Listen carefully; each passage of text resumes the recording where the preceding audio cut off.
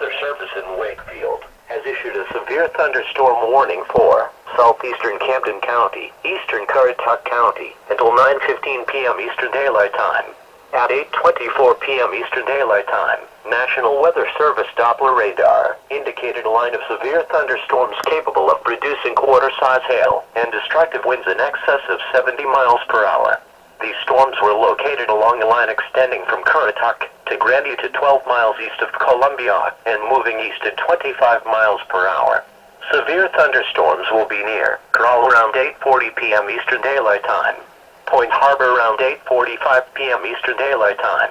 Other locations impacted by these severe thunderstorms include Powell's Point, Jarvisburg, Spot, Mamie, and Harbinger.